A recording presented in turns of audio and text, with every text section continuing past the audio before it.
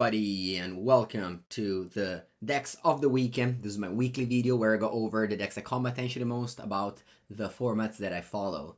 As always, I gotta start with Modern, and well, the Eldrazi did well. There's a couple of decks that made the top 8, and this one in particular won one of the most one of this weekend's challenge, and it's Colorless Eldrazi. So if you remember, I played this deck in a Legacy video last week, and it went very well, and I saw this deck, and it really feels the same, except, of course, without the soul lands. But we do have still some of them, Eldrazi Temple, and of course, Yugin's Labyrinth. Now, you have to play 10-7 drop. I think that's the amount of number you want in order to play the Labyrinth. And we have 4 Null Drifter, 4 Devourer, and 2 All Is Dust. And Devourer also helps you finding those soul lands. Once you get your soul lands, what you have is aggressive creatures like Eldrazi Mimic and It That Erodes the End, and a very good aggressive card in Eldrazi Linebreaker and Glaring Fleshraker, which isn't great against Lightning Bolt, but it is pretty good at killing your opponent quick. And another card that does that is Reality Smasher. I've played this deck this morning on stream. It'll be out in the next days on the channel. It was very impressive. I think that this deck is powerful. I still don't know if it can compete with the Nadu deck because it has a very little interaction, only 2 Dismember and 2 Closest Command in the main deck. Then of course you have some flutes, and actually not too much in the sideboard as well. So I would say this deck wasn't very prepared for Nadu. Although to be honest with you, well, we don't have the deck list yet on Magic Online. They announced that it'll be back tomorrow today, but there's not that much Nadu online.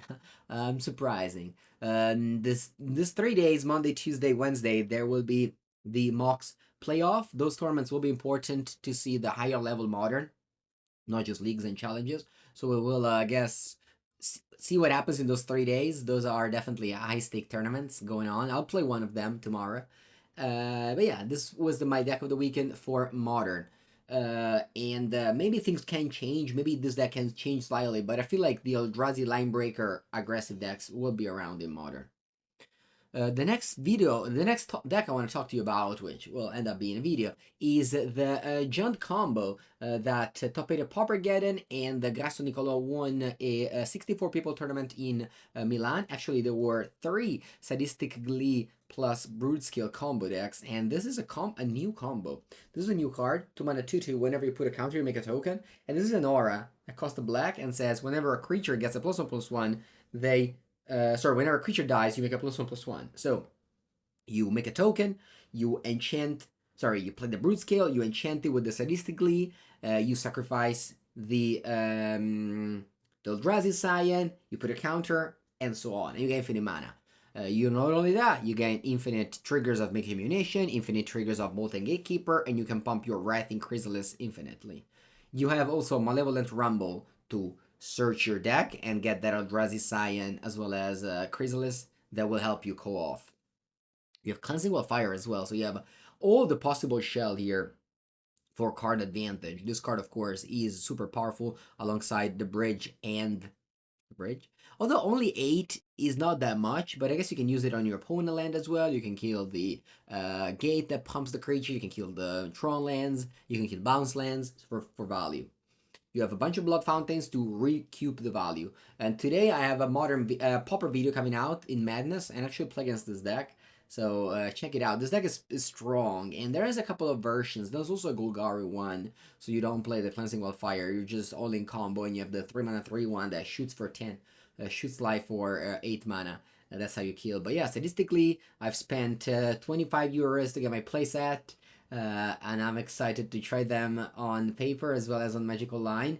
This may be the real deal. People thought that a 2-card combo wouldn't be so good in Modern since it dies to removal, but a lot of things die to removal. A lot of creatures die to removal and are still very good even in the more powerful formats like Pauper. Let's get now to the next format, which isn't on Magic Online. It was once again a paper tournament. That was the Premodern Nationals that went on this weekend. I went there alongside my good friend and co-host of Mengu's workshop, Thomas Turki. He won the whole thing with his green-white Terravore. So now Terravor is the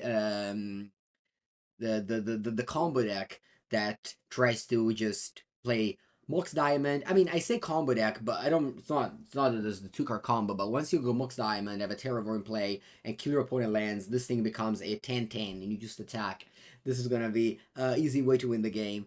I want to show you a couple of pictures that I took over the weekend. Of course, this is my deck. Once again, I played Blue White Replenish. I went undefeated in Swiss. And when I say undefeated, I really mean it. I lost 0 games. Then I won once again in the quarter 2-0, and then I lost in the semis against Bern. But then, of course, I was able to root for my friend Tommy, who beat the player that beat me in the semis with Mono Red, and then won the whole thing. And I guess this is a better picture of his deck, which is old border, of course. Here a magical line, it's all new border.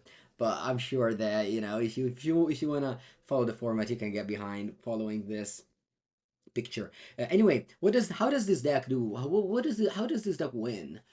How you achieve your plan? So basically, your goal is to actually, it's funny. Like you go in card disadvantage in the early game between Mox Diamond, crop rotation, and various lands like Ritz Grove and Gemstone Mine. But then slowly you regain that value with Silver Library, but most importantly with Armageddon. Your opponent isn't ready to play that game as you are with Weather Wayfinder, which is a very good way to just gain lands, gain card advantage, wasteland your opponent over and over. You also play one Red Shot Port in case your opponent has basic lands.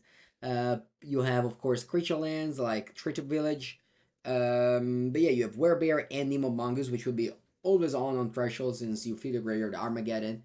And yeah, you have the sweepers against goblins and elves with Pyroclasm and Simoon. Now, again, this format isn't a magical lane one, is not very popular around most people, but Tommy actually brought this format to our area. We had yesterday 2 cars of full of people to play the Premodern Nationals, which had 78 players. So yeah, I'm excited to play more of Premodern. Actually, this end of this month, I'm gonna go to Spain for the Impact Returns, and I'll be playing Premodern there. Both there's a team event on Friday that has Premodern, and on Sunday there's a Premodern event. So yeah, that's it. Thank you for watching, and thank you for following the Mango's Workshop, and of course the Andrea Mengucci channel. And see you next time. Later today we have a Pauper video. Tomorrow it's gonna be the classic videos, but we also have the podcast, which we're gonna be recorded with Proto Champion, Simon Nielsen, Javier Dominguez, and Anthony Lee. Thank you for watching. Thank you for listening, and have a great rest of the day.